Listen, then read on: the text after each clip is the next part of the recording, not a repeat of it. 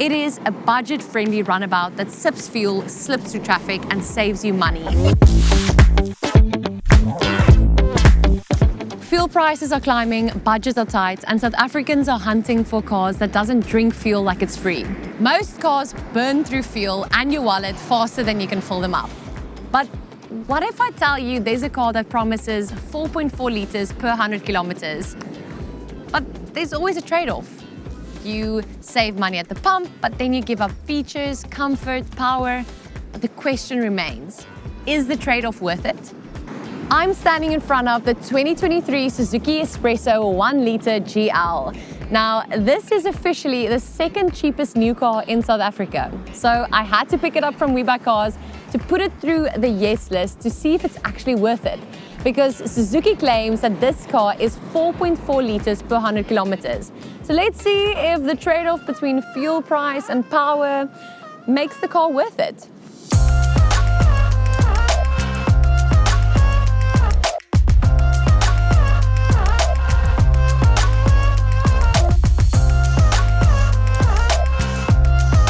Let's start with the obvious, the price. Now, I picked this car up for just over 150,000 at WeBuyCars, and it only has 14,000 kilometers on the clock.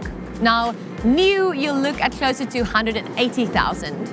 Compare that to other new cars, the average is about 400,000 Rand. So if you take that into consideration, the Espresso is a great option and really, really affordable.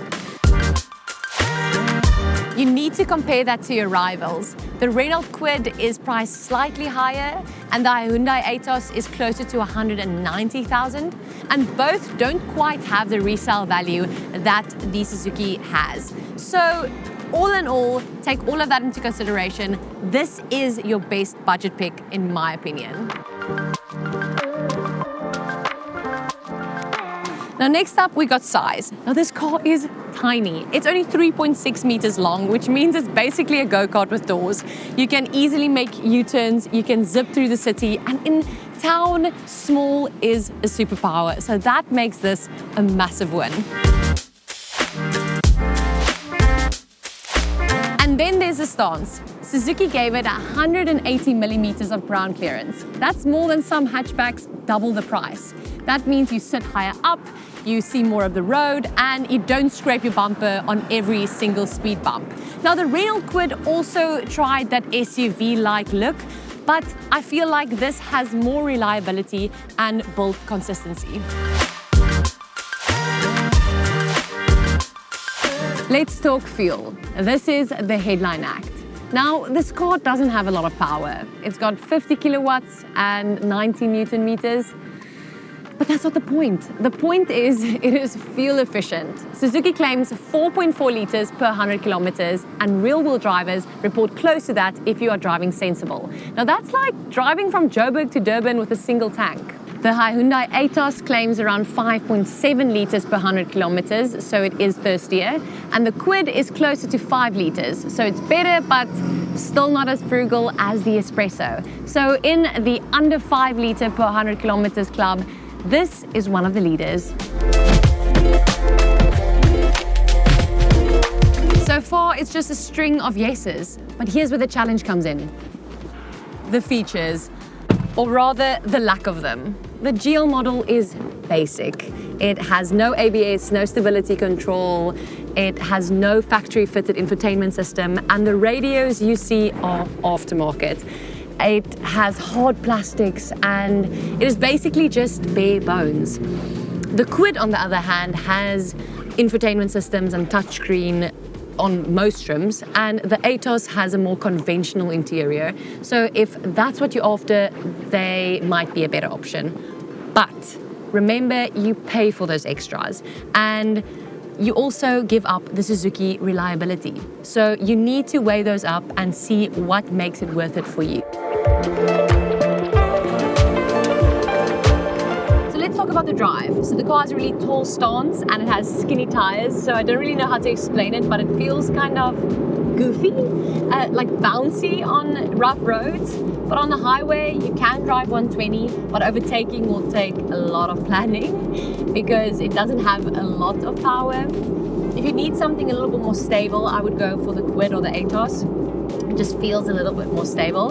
But with this car, it's great for zipping through traffic or commuting to work. No complaints there. Remember, it is a small car and it's not about the power, it's about the fuel efficiency. So here's the big question. Do you pick the car that is incredibly cheap to buy and run, but it doesn't have the features or the highway comfort? Or do you stretch the budget and go for something like the Quid or the Atos, and it gives you all the toys, but it is more expensive up front and to run?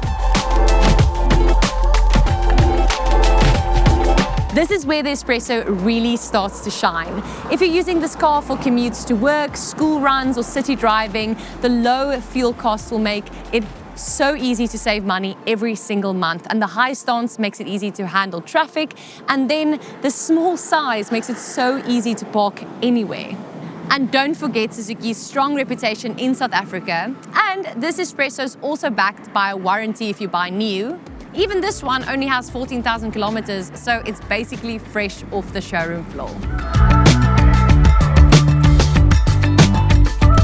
So what's the key moment here? It's realizing that the Suzuki Espresso doesn't pretend it's something that it's not. It's not a performance car, it is not a luxury car, and it's not even a full-on family car. It is a budget-friendly runabout that sips fuel, slips through traffic, and saves you money. And if you keep that in mind, in a world where every cent counts, this is a big yes. So the final verdict, if you're looking for comfort, features, or long-distance cruising ability, this might not be it. You might look for something like the Hyundai Atos or the Quid. But if affordability and fuel efficiency is non-negotiables for you, the Espresso is hard to beat. So bottom line, it is quirky, it is basic, but it's cheap to run and cheap to buy, and that's exactly why this Espresso deserves a yes.